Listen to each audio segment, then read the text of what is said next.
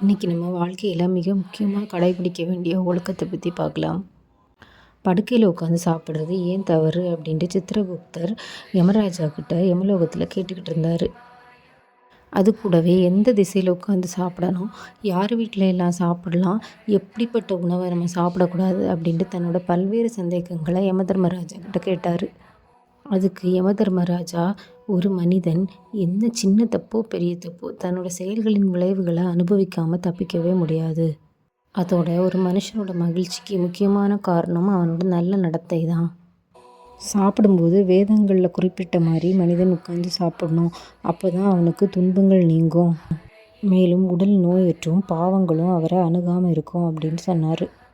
அதுக்கு யமதர்மராஜா, சித்திரகுப்தரே, நான் பழங்காலத்தில் நடந்த ஒரு விஷயத்த சொல்கிறேன். அதுலேருந்தே உங்களோட கேள்விகளுக்கு விட எல்லாம் உங்களுக்கு கிடச்சிரும் அப்படின்ட்டு சொன்னார். அதற்கு சித்திரகுப்தர், ஐயனே, உங்கள் வாயிலிருந்து இந்த கதையை கேட்குறது என்னோட பாக்கியம் அப்படின்ட்டு கேட்க ஆரம்பிப்பார். முன்னொரு காலத்தில் ஒரு செழிப்பான நாட்டை ஒரு மன்னர் ரொம்ப நல்லா ஆட்சி பண்ணிக்கிட்டு வந்தார். அவரோட நல்லாட்சினால் மக்கள் ரொம்ப சந்தோஷமாக திருப்தியாக வாழ்ந்துக்கிட்டு வந்தாங்க. மன்னர் சந்திரகேது ரொம்ப புத்திசாலி, ரொம்ப கருணை உள்ளமும் கொண்டவர். ஆனால் அவருக்கு ஒரே குறை, அவருக்கு குழந்தை கிடையாது. தனக்கு அப்புறம் இந்த நாட்டை ஆள்றதுக்கு ஒரு வாரிசு இல்லையேன்ற கவலை ராஜாவே ராணியையும் வாட்டி வதச்சிச்சு. ராஜாவோடைய ராணியோடைய கஷ்டத்தை பார்த்த மக்கள் அவங்களுக்கு எப்படியாவது குழந்தை வரணும் அப்படின்ட்டு எல்லா மக்களுமே ராஜா ராணிக்காக வேண்டினாங்க. வருடங்கள் கடக்க கடக்க ராஜாவோடைய ராணியோடைய வலி அதிகமாயிட்டே போச்சு. ஒரு நாள் ராஜா தனக்கு தானே யோசித்தார், எல்லாமே இருக்குது நம்மக்கிட்ட, மக்களும் சந்தோஷமாக இருக்காங்க, ஆனால் வாரிசு மட்டும் இல்லை. இது என்னோடய பூர்வ ஜென்மத்தோட தண்டனை ஏதாவது நான் அனுபவிக்கிறேனா அப்படின்ட்டு யோசிச்சுட்டு இருந்தார். அப்போ தான் மகா ஞானியான வசிஷ்ட முனிவர் அங்கே ஒரு காட்டில் தவம் பண்ணிகிட்டு இருந்தது ஞாபகம் வந்துச்சு அவருக்கு. அவர்கிட்ட போயே இதை பற்றி கேட்டுடலாம், அவர் முற்றும் உணர்த்தவர், நம்மளுக்கு ஒரு நல்ல சொல்யூஷன் சொல்லுவார் அப்படின்ட்டு நினச்சாரு ராஜா. வந்த ராஜாவை வரவேற்ற வசிஷ்ட முனிவர், வருக அப்படின்னு சொல்லிக்கிட்டு, என்ன இந்த பக்கம் துறவியை ஏதாவது மாற போறியா அப்படின்ட்டு கேட்பார். அதற்கு ராஜா இல்லைன்னு சொல்லிக்கிட்டு தனக்கு குழந்தை இல்லாததை பற்றியும் அது எதனால் அப்படின்ட்டும் கேட்பார். உங்களுக்கு தெரியாதது எதுவுமே இல்லை, எனக்கும் ஒரு நல்ல வழிகாட்டுங்க அப்படின்ட்டு ராஜா கேட்பார். உடனே தன்னை கண்களை மூடி தன்னோட ஞான திருஷ்டியால் யோசித்த வசிஷ்ட முனிவர் அரசர்கிட்ட, உங்களுக்கு குழந்தை இல்லாதது காரணம் உங்களோட முந்தின ஜென்ம பாவத்தில் அடங்கி இருக்கு அப்படின்ட்டு சொல்லுவார்.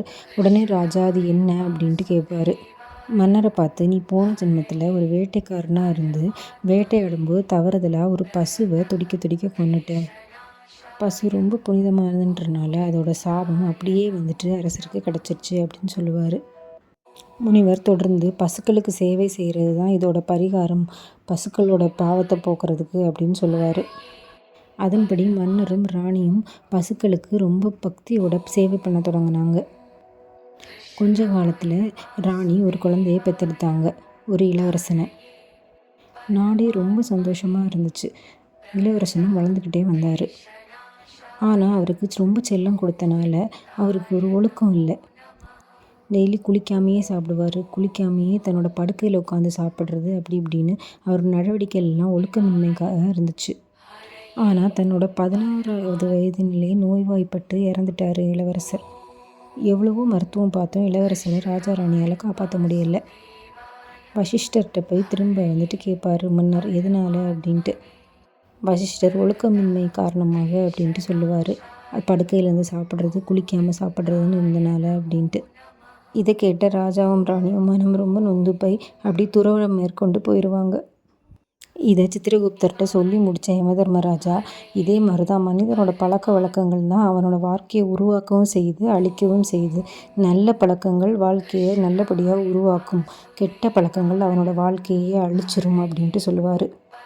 அதுவும் நம்ம சாப்பிட்ற உணவை ரொம்ப மரியாதையோடு சாப்பிடணும்.